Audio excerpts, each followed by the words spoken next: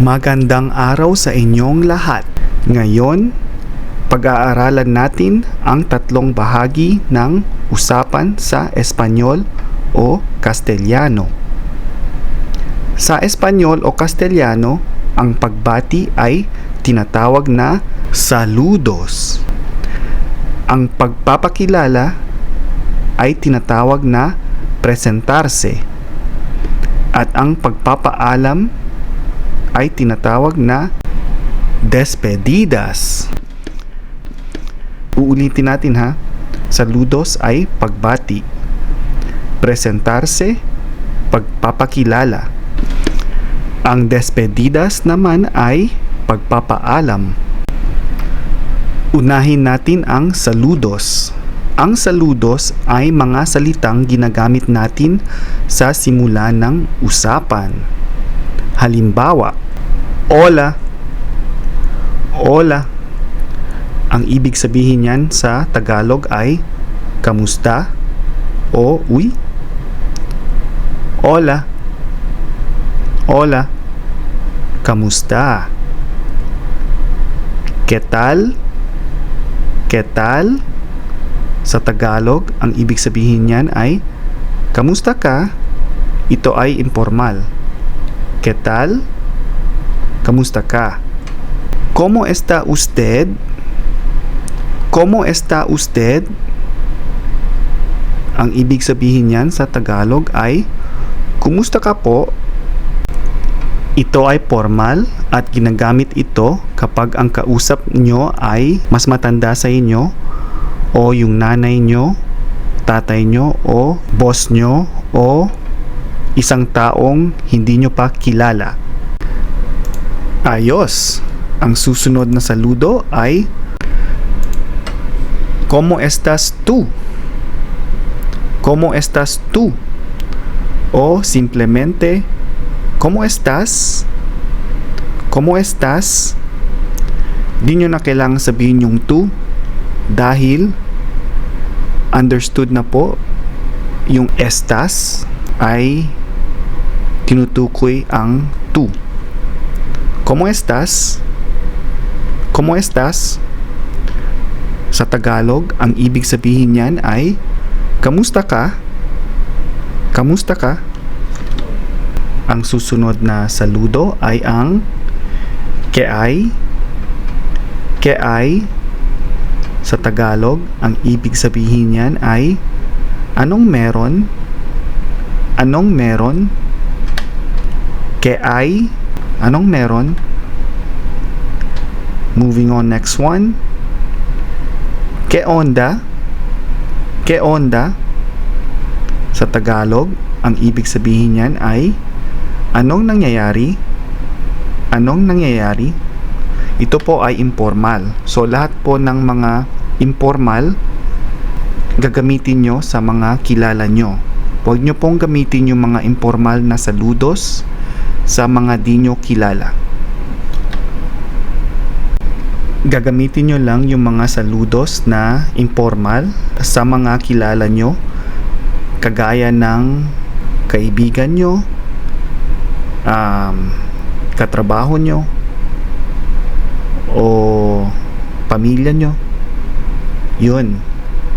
Pero pag di nyo kilala yung isang tao, kailangan po formal yung gamitin natin na saludo. Ayos! Ang susunod na saludo ay ang saludong ¿Cómo te va? ¿Cómo te va? Sa Tagalog, ang ibig sabihin niyan ay kamusta ang takbo ng buhay mo? O notice po na lahat ng mga saludos dito parang pare-pareho lang, di ba? So parang kamusta? Kamusta ang takbo ng buhay mo? ¿Cómo te va? Ayos. Ang susunod ay ¿Cómo has estado? ¿Cómo has estado? So yung H po dito ay silent. So ¿Cómo has estado? Sa Tagalog, ang ibig sabihin niyan ay kamusta ka na? Kamusta ka na? Kamusta ka nitong mga nakaraang araw? Kamusta ka nitong mga nakaraang araw? Ginagamit ang tanong na ito kapag may kausap ka na dati at gusto mong malaman kung ano ang kalagayan niya mula noong huli kayong nag-usap. Ibig sabihin, hindi lang ito tungkol sa ngayon, kundi kung kumusta ang pakiramdam o buhay niya kamakailan. Ayos! Ang susunod na saludo ay "Que gusto de verte" o "Que gusto de verle". Que gusto de verte. Que gusto de verle. Ang ibig sabihin niyan sa Tagalog ay masaya akong makita ka o masaya akong makita kayo. So yung verte po ay informal na anyo ng ikaw sa Castellano. At saka yung verle naman ay formal na anyo ng ikaw sa Castellano. So, para bang may respeto itong verle. So, yung verte ay gagamitin nyo sa kilala nyo, gaya ng kaibigan nyo, yung mas bata sa inyo. Yung verle naman ay gagamitin nyo pag di nyo kilala o mas matanda sa inyo yung kausap nyo o boss nyo, nanay nyo, tatay nyo o kung sino man ang gusto nyong pakitaan ng respeto. So, uulitin po natin ha, ang verte ay ginagamit kapag kilala nyo o mas bata sa inyo. Ang verle naman ay pag di nyo kilala o mas matanda sa inyo na kailangan nyong pakitaan ng respeto. Tanto tiempo sin verte. Tanto tiempo sin verte.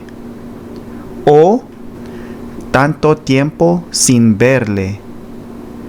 Tanto tiempo sin verle. Sa Tagalog, ang ibig sabihin niyan ay matagal na tayong hindi nagkita. So, same concept po yung previous example, yung verte at saka verle. Pareho dito. Sasabihin nyo verle pag gusto nyong magpakita ng respeto. Okay, moving on. Next one. ¿Qué hay de nuevo? ¿Qué hay de nuevo? ¿Qué hay de nuevo? Sa Tagalog, ang ibig sabihin niyan ay ano ang bago? Ano ang bago? Ang sunod na saludo ay ¿Cómo están ustedes? ¿Cómo están ustedes? ¿Cómo están ustedes? Sa Tagalog, ang ibig sabihin niyan ay kamusta kayo? Kamusta kayo? So ito po ay formal na anyo ng maramihan ng kayo. Yung informal na anyo ng kayo ay ang vosotros sa Castellano. ¿Cómo estáis vosotros? ¿Cómo estáis vosotros? Sa Tagalog, ang ibig sabihin niyan ay kamusta kayo? So ito po ay informal na anyo ng kayo sa Castellano.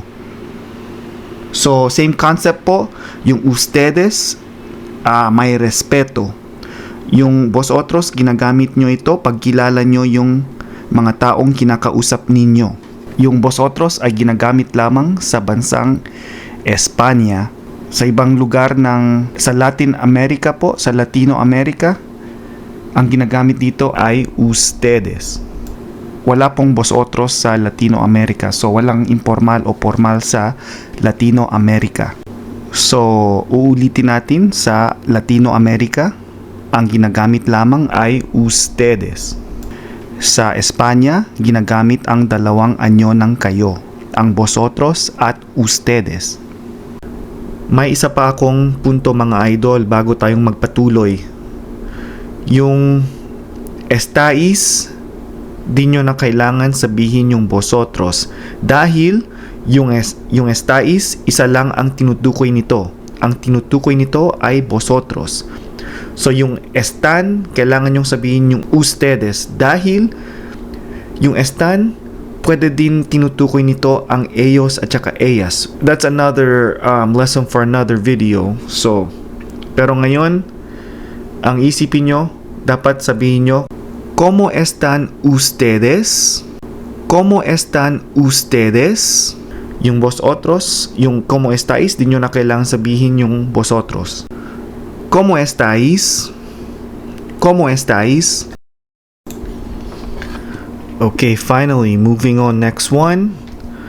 Ang susunod na saludo ay ang salitang bienvenido. Bienvenido. Ang ibig sabihin niyan sa Tagalog ay maligayang pagdating. Bienvenido. Maligayang pagdating. Yung bienvenidos naman, pag marami kayong kinakausap. So, pag marami kayong kinakausap, dapat sasabihin nyo, bienvenidos. Maligayang pagdating. Bienvenidos. Maligayang pagdating. Okay, moving on.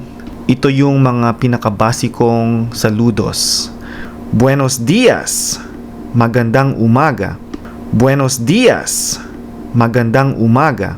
Buenas tardes. Magandang hapon. Buenas tardes. Magandang hapon. Buenas tardes. Magandang hapon. Buenas noches. Magandang gabi. Buenas noches. Magandang gabi.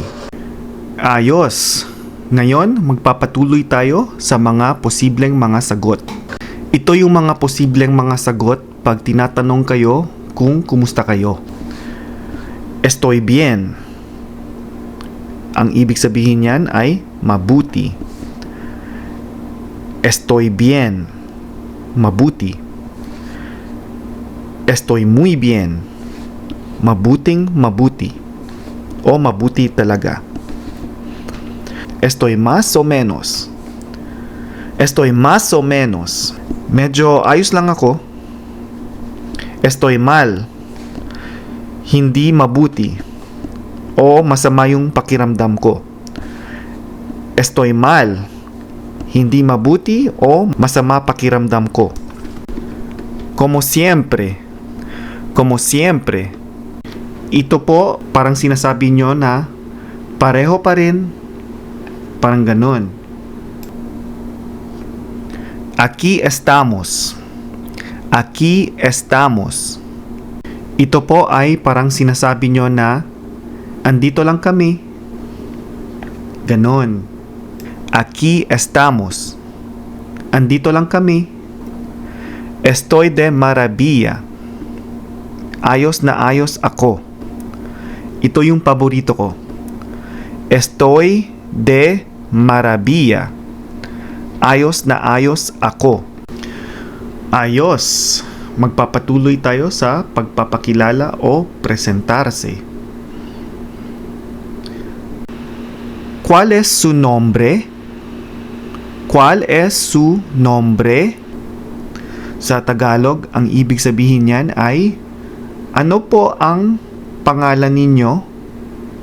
So, ito po ay formal at magalang. So same concept po, gagamitin nyo yung su. ¿Cuál es su nombre? Pag kausap nyo ay mas matanda sa inyo o pag gusto nyong magpakita ng respeto. Okay, moving on, next one. ¿Cuál es tu nombre? ¿Cuál es tu nombre? Ano ang pangalan mo? Ano ang pangalan mo? Okay, moving on, next one. ¿Cómo se llama? ¿Cómo se llama? Sa Tagalog, ang ibig sabihin niyan ay ano po ang pangalan ninyo? Same concept po. Yung se dito ay magalang. Okay, moving on. Next one. ¿Cómo te llamas? ¿Cómo te llamas? Sa Tagalog, ang ibig sabihin nito ay, ano ang pangalan mo? Ano ang pangalan mo?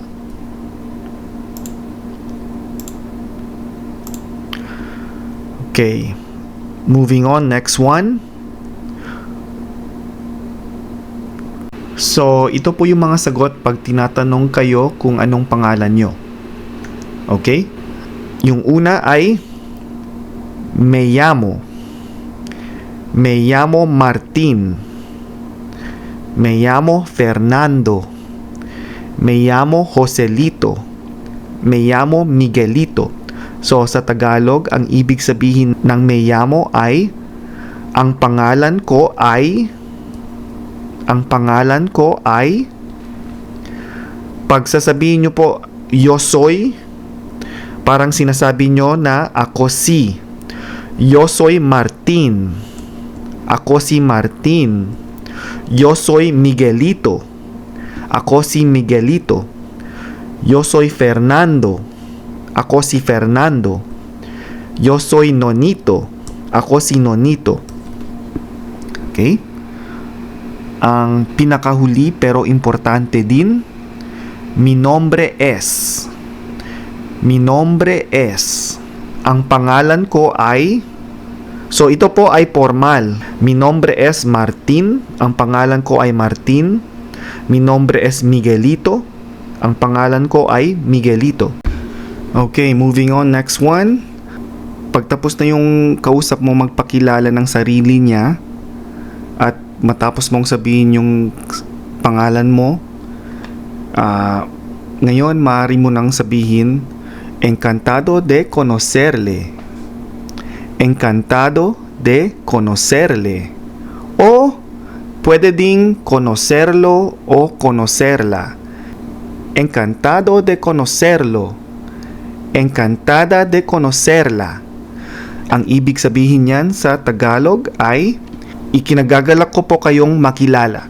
So, same concept po. Ang conocerle, conocerlo, at saka yung conocerla, may respeto at saka magalang. Yung conocerle po, yun po talaga yung proper. Pero yung conocerlo at saka yung conocerla, ginagamit din. Pero sa mga bansang Latino America. Sa Espanya, ang ginagamit ay conocerle. Pag babae ka, ang sasabihin mo ay encantada. So, instead of encantado, ang sasabihin mo ay encantada de conocerle. O encantada de conocerla. O encantada de conocerlo. Okay, next one. Encantado de conocerte. Encantado de conocerte. Ikinagagalak kitang makilala. So, same concept po yung conocerte pag mas bata sa inyo o kaedad nyo. So, same po dito. Pag ikaw ay isang babae, ang sasabihin mo ay encantada de conocerte. Encantada de conocerte. Okay, moving on. Next one. Es un placer conocerle. O es un placer conocerlo. O es un placer conocerla. Sa Tagalog, ang ibig sabihin niyan ay pareho pa rin. Ikinagagalak ko po kayong makilala. So, same concept po. May respeto yung conocerle, conocerlo, at saka conocerla. Next one. Es un placer conocerte. Es un placer conocerte. Ikinagagalak kitang makilala. Moving on. Next one.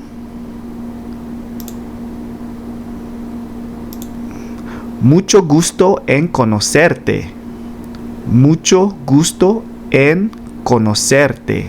Sa Tagalog, ang ibig sabihin niyan ay ikinagagalak kitang makilala. So, same concept po. Conocerte. Pag kaedad nyo o mas bata sa inyo. Moving on, next one. Mucho gusto en conocerle. O mucho gusto en conocerlo. O mucho gusto en conocerla. Sa Tagalog, ang ibig sabihin niyan ay ikinagagalak ko po kayong makilala. So, same concept po. May respeto at magalang. So, pwede ding sabihin nyo lang in short, mucho gusto. So, maiintindihan din yan ng mga kausap nyo. Mucho gusto. Okay, moving on sa despedidas. Pagpapaalam. So, ang pinakabasiko na salita ay adios. Sa Tagalog, ang ibig sabihin niyan ay paalam. Adios. Paalam. Hasta pronto. Hanggang sa muli. Hasta pronto. Hanggang sa muli. Okay? Hasta mañana. Hanggang bukas. Hasta mañana. Hanggang bukas. Hasta luego. Hanggang mamaya. Hasta luego. Hanggang mamaya.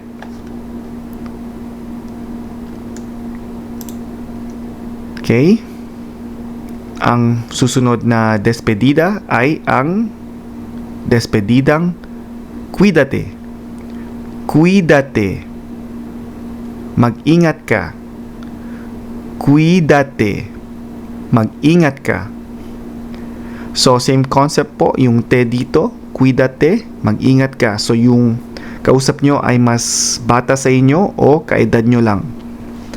Yung cuídese naman, cuídese. Mag-ingat po kayo. So, ito po ay magalang at may respeto. Cuídese. Cuídese.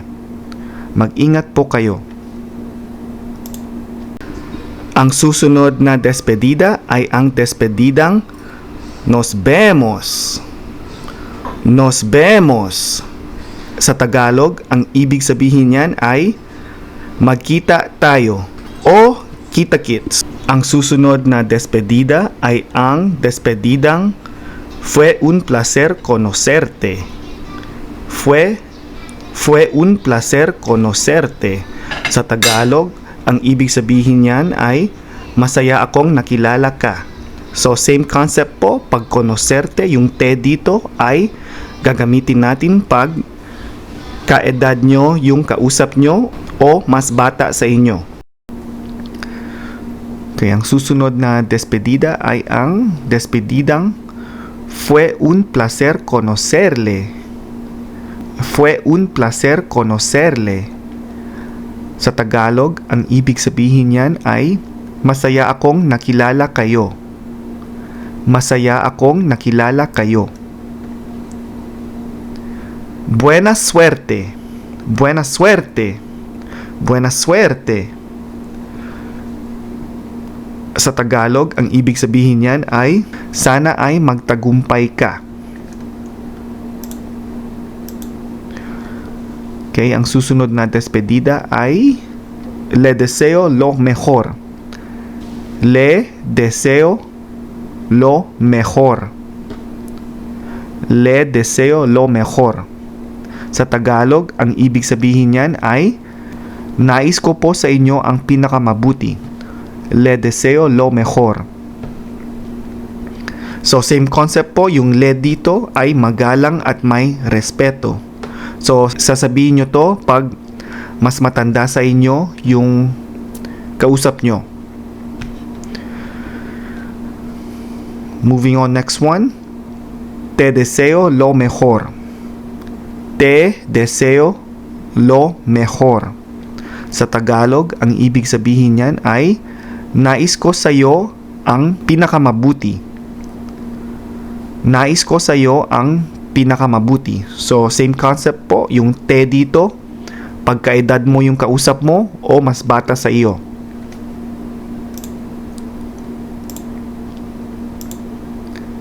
Okay?